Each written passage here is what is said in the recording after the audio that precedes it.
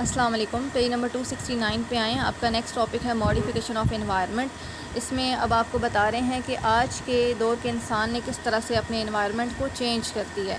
अब जो माजी में रहने वाला इंसान था वो निस्बतन आज के दौर के इंसान से सादा ज़िंदगी गुजार रहा था, तो इस वजह से एनर्जी की रिक्वायरमेंट भी बहुत कम थी। लेकिन जैसे जैसे इंसान ने तरक्की करना शुरू की तो एनर्जी की कंजम्पशन भी ज़्यादा हो गई। अब आज के दौर का जो इंसान है वो किस फॉर्म में एनर्जी को यूज़ कर रहा है, ये आपको नेक्स्ट 4 पॉइंट्स में बताएंगे। अब अगर आप मॉडर्न होम देखें तो उसमें मुख्तलिफ़ तरह के एनर्जी कंज्यूमिंग डिवाइसेस हैं, जैसा कि वॉशिंग मशीन, रेफ्रिजरेटर या टेलीविज़न वगैरह हो गए। कुकिंग के लिए हम गैस को यूज़ कर रहे हैं।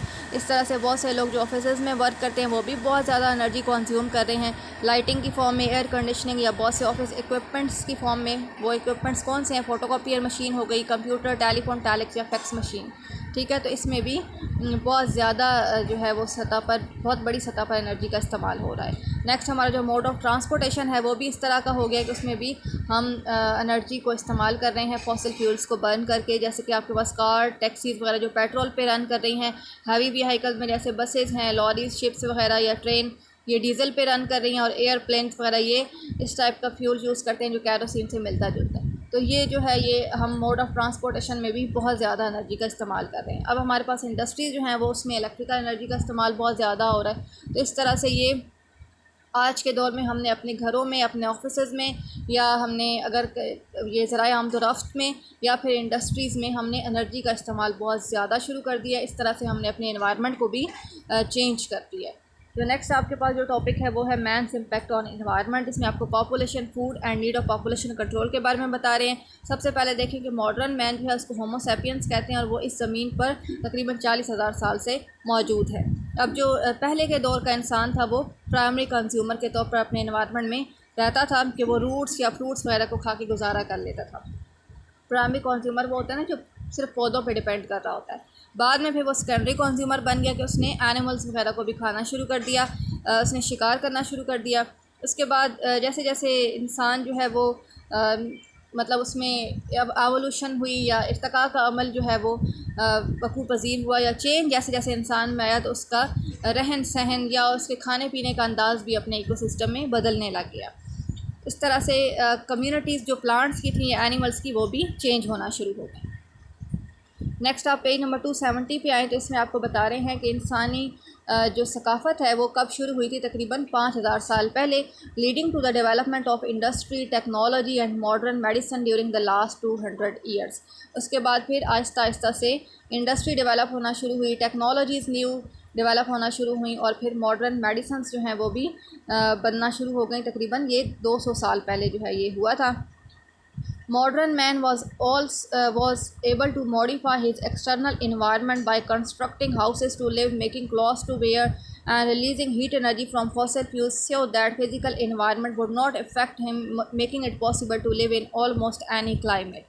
अब जो मॉडर्न मैन था उसने क्या किया, उसने अपने एक्सटर्नल इन्वायरमेंट को मॉडिफाई करना शुरू किया या चेंज करना शुरू किया। किस तरह से कि उसने रहने के लिए घर बनाना शुरू कर दिए, पहनने के लिए कपड़े बनाना शुरू कर दिए, और फिर उसने जैसे जैसे फॉसिल फ्यूल्स को बर्न किया तो हीट एनर्जी भी इन्वायरमेंट में रिलीज़ होना शुरू हो गई। तो इस तरह से जो उसका इन्वायरमेंट था उसने उसको वो उस पर असर रखना छोड़ दिया। मतलब उसका जो फ़िज़िकल इन्वायरमेंट है उसने उसको मुतासिर इंसान को नहीं किया, जिसकी वजह से इंसान जो है वो तकरीबन हर किस्म के क्लाइमेट में रह सकता है या हर किस्म की आबो हवा में सर्वाइव कर सकता है। अब जैसे सर्दियाँ होती हैं तो सर्दियों में हमारे पास पहनने के लिए गर्म कपड़े होते हैं ना, अगर हमारे पास ये गर्म कपड़े ही ना होते तो हम सर्दी से मर जाते।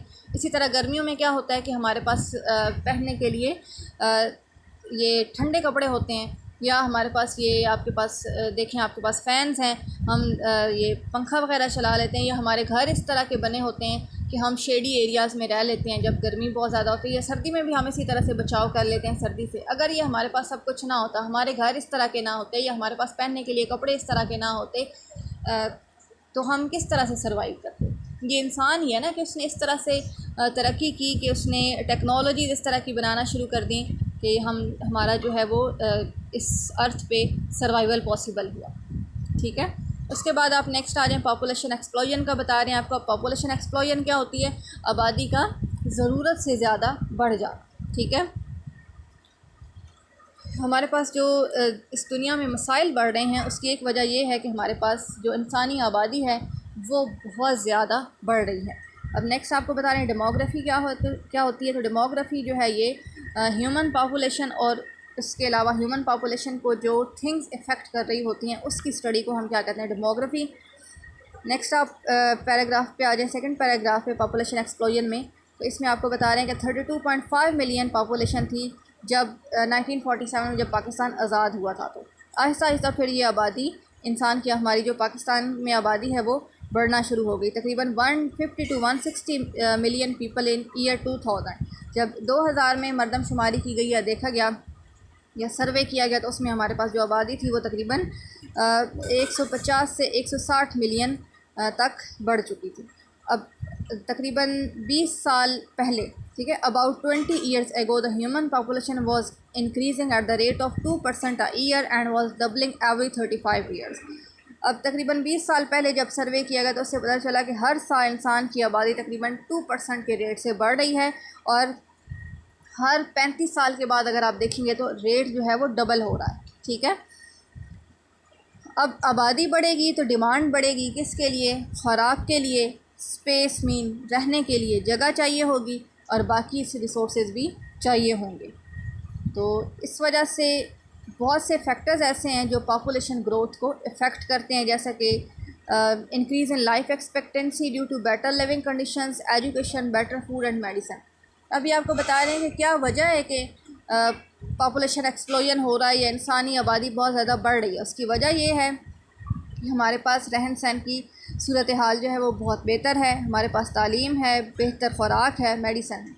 ये सारी चीज़ें ऐसी हैं कि जो लाइफ एक्सपेक्टेंसी है या इंसान की जो ज़िंदा रहने की सिचुएशंस हैं या कंडीशंस हैं वो इस तरह की हैं कि वो इसको सपोर्ट करती हैं इंसान को कि वो सरवाइव कर सके, ठीक है। हमारे पास अगर मेडिसिन ना होती तो इंसान ज़रा सी बीमारी से ही मर जाता, लेकिन अब ऐसा नहीं होता। मेडिसिन हम लेते हैं या इलाज करवाते हैं प्रॉपर तो इंसान बच जाता। तो इस तरह से ये जो है हमारी खुराक इस तरह की, अगर हमारे पास अच्छी खुराक ना होती तो डेफिनेटली तब भी हमारी डेथ हो जाती। अगर हमारे पास रहन सहन की बेहतर सूरत हाल ना होती तो हम अपने आबो हवा की सख्ती की वजह से ही मर जाते। तो आज के दौर में इंसान ने इतनी तरक्की कर ली है कि ऑटोमेटिकली हमारी जो लाइफ स्पैन आप कह लें या लाइफ एक्सपेक्टेंसी कह लें वो बढ़ गई है। नेक्स्ट आप देखें पॉपुलेशन प्रेशर। अब पॉपुलेशन प्रेशर होता है कि बढ़ती हुई आबादी की वजह से जो हमारे माहौल पे दबाव होता है उसको कहते हैं population pressure. More people, more agriculture and more industrialisation is stressing the environment. ये आपको कह रहे हैं कि जितने ज़्यादा लोग होंगे उतनी ज़्यादा एग्रीकल्चर होगी या उतनी ज़्यादा ज़राअत होगी, उतनी ज़्यादा इंडस्ट्रीज़ होंगी और उतना ज़्यादा इन्वायरमेंट पे दबाव होगा।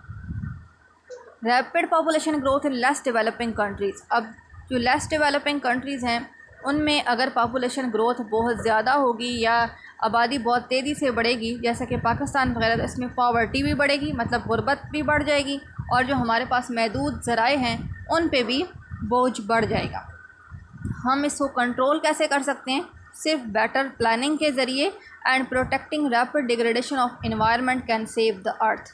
और हम अपने एनवायरनमेंट को तेज़ी से जो हमारा डिस्टर्ब हो रहा है या मुतासिर हो रहा है उसको बचा के और बेहतर मनसूबा बंदी करके हम अपने माहौल को डिटेरियोरेट होने से बचा सकते हैं। उसके बाद आ जाएँ, आपको बता रहे हैं as the human population increases, जैसे जैसे इंसानी आबादी बढ़ती है there is an increase demand for food. Definitely हमारे पास खुराक की डिमांड भी बढ़ जाएगी।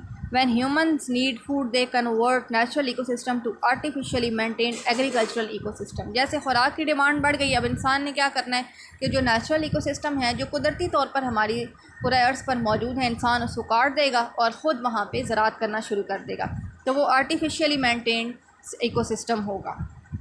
इस तरह से वहाँ पे मौजूद जो नेचुरल प्लांट्स और एनिमल्स थे, इंसान उनको भी ख़त्म कर देगा और उस तरह की स्पीसीज़ वहाँ पे लगाएगा या उनको जो पहले से इकोसिस्टम था उसको इस तरह की स्पीसीज से रिप्लेस कर देगा जो उसके अपने फ़ायदे के लिए, ठीक है।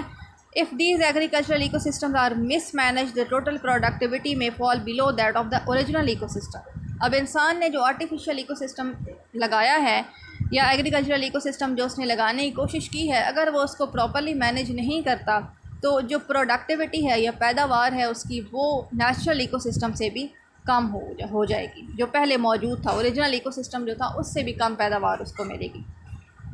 इसमें आपके पास एग्जांपल्स में बता रहे हैं, the dust bowl of North America, desertification in Africa and destruction of tropical rain forest और वेल नोन एग्जांपल्स। अब डस्ट बाउल जो है नॉर्थ अमेरिका में, अमेरिका और कनाडा में ये बहुत ज़्यादा स्टॉर्म्स जो है या आंधी तूफ़ान इतना ज़्यादा आया था कि वहाँ का जो इकोसिस्टम है या वहाँ की जो प्रेरीज थी वो सारी मुतासिर हो गई थी।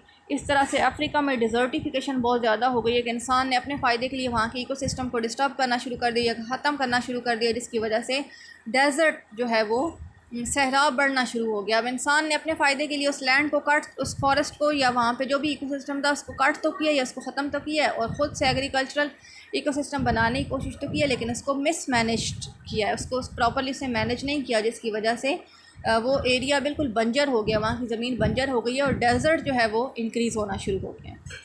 इसी तरह से ट्रॉपिकल रेन फॉरेस्ट को भी डिस्ट्रॉय कर दिया गया है। तो नेचुरल इकोसिस्टम हम ख़त्म कर रहे हैं और आर्टिफिशियली जो है वो एग्रीकल्चरल इकोसिस्टम बना रहे हैं, लेकिन हम उसको भी प्रॉपर्ली मैनेज नहीं कर रहे, जिसकी वजह से ज़मीन जो है बिल्कुल बंजर हो रही है और जो टोटल प्रोडक्टिविटी है हमारी वो तो ओरिजिनल इकोसिस्टम से भी कम जा रही है। तो हमने क्या किया है कि आबादी तो बढ़ना शुरू हो गई है क्योंकि हमारे पास बेटर लिविंग कंडीशंस हैं, हमारे पास एजुकेशन है या बेटर फूड है, मेडिसिन है, ये सब कुछ है, जिसकी वजह से हमारी लाइफ एक्सपेक्टेंसी बढ़ गई है या हमारी जो है वो हम ज़्यादा सर्वाइव कर सकते हैं। लेकिन मसला ये हो गया कि हमारा जो इन्वायरमेंट है उस पे दबाव हमने बहुत बढ़ा दिया है, क्योंकि हमें जब आबादी ज़्यादा है तो उसको रहने के लिए जगह भी चाहिए, खाने के लिए ख़ुराक भी चाहिए, तालीम भी चाहिए, इमारतें सब कुछ चाहिए। तो फिर उसकी वजह से हमने नेचुरल इकोसिस्टम को डिस्टर्ब कर दिया है, एग्रीकल्चरल इकोसिस्टम्स बना लिए हैं या हमने वहाँ पे इमारतें बना ली हैं। तो इस वजह से हमने जो है वो नेचुरल इकोसिस्टम को डिस्टर्ब करना शुरू कर दिया है और हमने अपने इन्वायरमेंट पे और अपने जो हमारे लिमिटेड रिसोर्सेज हैं उन पे बर्डन डालना शुरू कर दिया। ठीक है, उसके बाद आ जाएँ, आपको बता रहे हैं ह्यूमन, ये टेबल मैं आपको बता रही हूँ 27.1 टेबल में देखें कि क्या वजूहात हैं कि हमारी पॉपुलेशन बढ़ रही है और साथ में आपको बता रहे हैं कि पॉपुलेशन बढ़ने के क्या नताइज हो सकते हैं। इसमें फ़र्स्ट पॉइंट देखें, हमारे पास जो हमने डिज़ीज़ पे या बीमारियों पे काबू पा लिया है, किस तरह से मेडिसिन या पब्लिक पर्सनल और फूड हाइजीन की फॉर्म में हम जो है अपनी सेहत का ख्याल रखते हैं, हम अपनी ख़ुराक अच्छी रखते हैं, जिसकी वजह से हमने बीमारियों पे बहुत हद तक काबू पा लिया था। लेकिन जो माजी में रहने वाला इंसान था वो अपनी बीमारियों पे काबू नहीं पा सकता था। अब नतीजा उसका क्या निकला है कि ओवर क्राउडिंग है, रहने के लिए जगह कम है, लोग ज़्यादा हैं, जुर्म बहुत ज़्यादा है, वायलेंस है और सोशल डिजीज़ जो हैं वो बहुत ज़्यादा हैं। इसके बाद सेकंड पॉइंट में देखें, हमारी न्यूट्रिशन जो है वो एफिशिएंट एग्रीकल्चर की वजह से बहुत हद तक बेहतर हो चुकी है, लेकिन starvation through lack of sufficient food.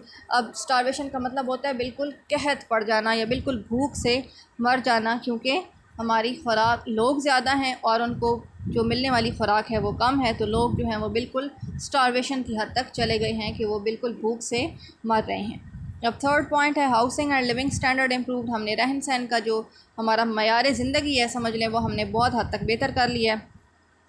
अब इसमें नेक्स्ट आपको कॉन्सिक्वेंस बता रहे हैं, पॉपुलेशन विल आउटस्ट्रिप फूड सप्लाई। अब जो पॉपुलेशन हैं वो ख़ुराक जो है वो उनको कम मिल रही है और आबादी जो है वो बढ़ गई है। अब child care, maternity, parent craft and welfare services, हमारे पास बच्चों की प्रॉपर निगहदाश्त की जाती है। मैटरनिटी, माँ का प्रॉपर ख्याल रखा जाता है बच्चे की पैदाइश के बाद। पेरेंट क्राफ्ट, हमारे पास जो नर्सेज या मिडवाइफ्स वगैरह मौजूद हैं। वेलफेयर सर्विसेज हैं, जिसकी वजह से हम जब बच्चा पैदा होता है तो उसके बाद उसका मतलब उसकी ज़िंदा रहने के चांसेस ज़्यादा होते हैं। और साथ में अब इसके कॉन्सिक्वेंस में देखें, destruction of the country side, plants, animals and wild life. हमने कंट्री साइड को या जो हमारे देहाती इलाके थे उनको हमने तबाह करना शुरू कर दिया है। वहाँ पे जो पौधे, जानवर या जो भी हमारे पास वाइल्ड लाइफ थी हमने उसको भी मुतासिर कर दिया है, क्योंकि हमें वहाँ पे रहने के लिए जगह चाहिए, हमें इमारतें चाहिए, हमें खाने के लिए खुराक चाहिए। तो हम उस लैंड को इस तरह से अपने फ़ायदे के लिए इस्तेमाल कर रहे हैं और वहाँ पे जो नेचुरल इकोसिस्टम है उसको डिस्ट्रॉय कर रहे हैं। लास्ट पे आपको बता रहे हैं to achieve better living condition it is essential to control the population growth. अगर हमें लिविंग कंडीशंस अच्छी चाहिए तो हमें ये ज़रूरी है कि हम अपनी पॉपुलेशन को कंट्रोल करें। ठीक है।